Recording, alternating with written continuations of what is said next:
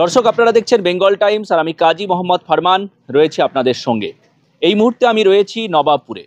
এই নবাবপুর যেখানে গত ১৩ তারিখ রবিবার আন্দোলন হয়েছিল রাস্তা সংস্কারের দাবিতে। নবাবপুরের সঙ্গে সংযোগস্থলকারী তিনটি মূল রাস্তা, আর সেই তিনটি রাস্তার একেবারে বেহাল দশা। আর ঠিক সেই কারণেই নবাবপুর এলাকার জনগণ একেবারে মাঝ রাস্তায় চৌকি পেতে তারা কিন্তু বিক্ষোভ প্রদর্শন করছে।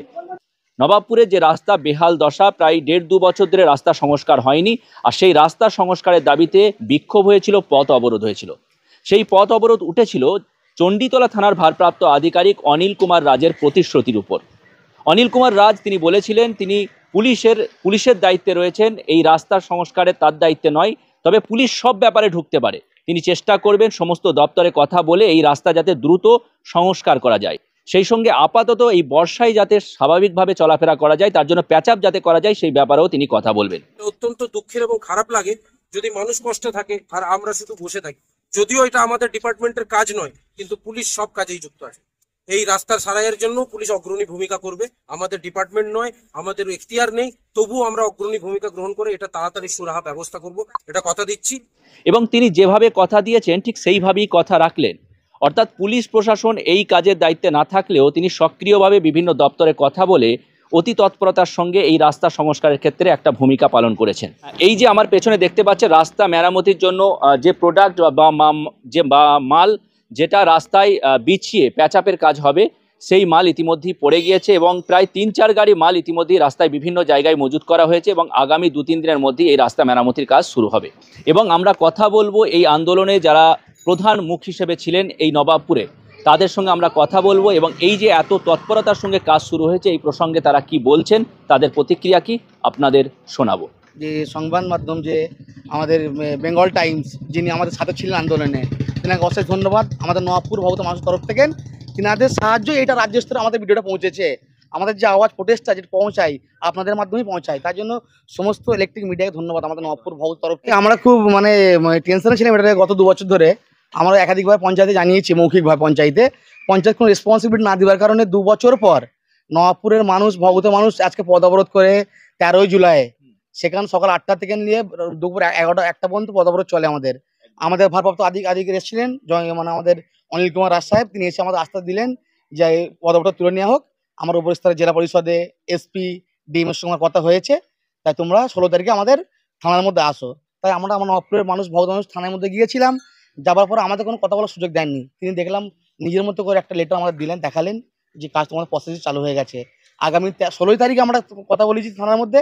আজকে হচ্ছে আপনার 25 তারিখ, অর্থাৎ 8 দিনের মাথায় কাজ আরম্ভ হয়ে গেছে। উনি বলেছেন 10 দিন, তার জায়গায় 8 দিনের মতো কাজ আরম্ভ হয়ে গেছে। তার জন্য আমরা খুবই আনন্দ, নবাবপুর মানুষ ওসির প্রতি আস্থা রেখে। প্যাচআপ করার জন্য মালপত্র পড়ছে, রাস্তা কবে ঠিক হবে? রাস্তা উনি বলেছিলেন যে সেটা, উনি তো প্রশাসনিক আধিকারিক, উনি বলেছিলেন সেটা নেতার স্তরে কথা বলতে। তো সেদিনকে আমি এমএলএর সঙ্গে কথা বলেছিলাম 14 মিনিট ধরে, ডাইরেক্ট হয়ে কথা হয়েছে। তিনি বলেছেন মাস 3 পরে সেটা একটা আলোচনা করে নতুন রাস্তার পরিকল্পনা চলছে, সেটা স্যাংশন পাস করাবে। তিনি কথা দিয়েছেন আমাদের এমএলএ আমাদের। এই কাজ তো আসলে পুলিশের নয়, পুলিশ সব কাজের মধ্যে ঢুকতে পারে, কিন্তু এটা বিডিও বা অন্য জেলা পরিষদের রাস্তা, সেখানে কোনো আশ্বাস পেয়েছে? নবাবপুরের মানুষ, টোটাল মানুষ দুঃখিত এইটা যে কোনো নেতা আমাদের সঙ্গে যোগাযোগ করেনি। আমাদের নেতা দেবযানী, যিনি আমাদের 3টে পঞ্চায়েতের ভোট নিয়ে আজকে আমাদের পাশে নেই, তাই আমরা 3টে সভাপতিকে আগামীকালে জানাবো লিখিতভাবে এবং জবাব দেবো এইটাই যে আমাদের যেন জেলা পরিষদটা আমাদের এলাকার মানুষ থাকে, অথবা পঞ্চায়েত আমাদের নবাবপুরের হোক, ভগবতীর হোক, কুইমারার হোক, 3টে পঞ্চায়েতে আমরা মানুষকে নির্বাচন করবো। এটা আমরা বিধায়ককেও জানিয়েছি। আমরা আর বাইরের মানুষকে মেনে নেবো না, যেহেতু আমাদের ওয়ান সাইড ভোট পড়ে, একটা রাজ্যের স্তরে ভোট পড়ে, আমাদের একটাই দলকে ভোট পড়ে, 2 হাত ভরে আমরা ভোট দিই একটা দলকেই। তাই আমাদের না পাচ্ছি কোনো সাথে পাচ্ছেন। আপনি দেখুন না, ঘুরুন আপনার একাধিক জায়গায় ক্যামেরা ঘুরে আপনি দেখেন, দেবজনী কোথাও পাবেন, আমাদের এখানে পাবেন না। ও আমাদের বহিরাগত মানুষ, কোনো সুযোগ সুবিধা নাই, কোনোদিন মানুষের পাশে নাই। এত বর্ষাকাল গ্রীষ্মকাল দেখছেন, কোনো মানুষের পাশে নাই। আমার নাম সাকলেন মোল্লা। এই রাস্তা নিয়ে দীর্ঘ 2 থেকে 2.5 বছর ধরে নবাবপুর, ভগবতীপুর, কুমিরমারা বা অন্যান্য এলাকার যে মানুষেরা এই রাস্তা দিয়ে পথ চলাচল করেন, সকলের জন্য ক্ষতিকর, কথাটা বুঝছেন।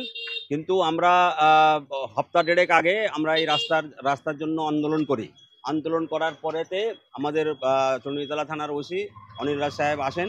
ওনার কথাতেই আমরা পথ অবরোধটা তুলে দেওয়ার বাদে ওনার কথা অনুযায়ী কাজ আজ থেকে স্টার্ট হয়েছে, মালপত্র পড়েছে। প্যাচআপের কাজ কাল থেকে পরশু থেকে শুরু হয়ে যাবে? হ্যাঁ, 2-3 দিনের মধ্যে থেকে শুরু হয়ে যাবে।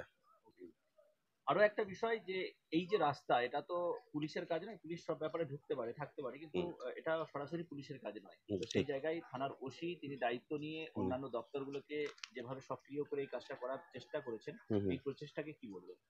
অতি অতি অতি মতলব অসংখ্য ধন্যবাদ ওসিকে। কারণ আমাদের এখানকার যারা নেতৃত্ব দিচ্ছেন তাদের কোনো আতাপাতা নাই, জেলা পরিষদের কোনো আতাপাতা নাই।